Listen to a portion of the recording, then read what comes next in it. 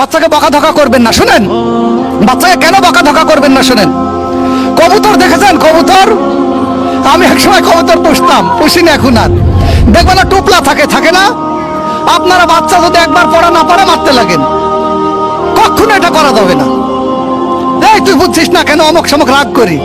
এই কবুতর কিন্তু টুপলার ভিতরে রাখে খাবার, নরম করে করি, আস্তে আস্তে ওকে খাওয়ায়, নাকি খাওয়ায় না? ওগুলাই দেয় পরে। তাই আপনি কি বাচ্চাকে ওইভাবে দিতে পারেন যে বাচ্চা বলবেন আমি বুঝতে পারিনি? আমরা শিক্ষক, এই শিক্ষক কিন্তু সেই যে ওই রকম নরম করে খাবারটা দিতে পারবে, সেই কিন্তু শিক্ষক। আর তবেই বাচ্চা শিখবে। আপনিও কিন্তু আপনাকে নরম করে খাবার দিতে হবে কবুতরের মতো। আপনি কি তেমন দেন? আপনি আপনার মতো ভাবছেন যে আমার বাচ্চা আমার মতো না, ও কিন্তু ছোট, ওকে নরম করে দিতে হবে। মানে পড়াটা ওকে ওর মতো করে দিতে হবে, কয়েকবার বলতে হবে। না বুঝলে আপনি বকাঝকা করলে কিছুই হবে না, এটা বিপরীত হবে।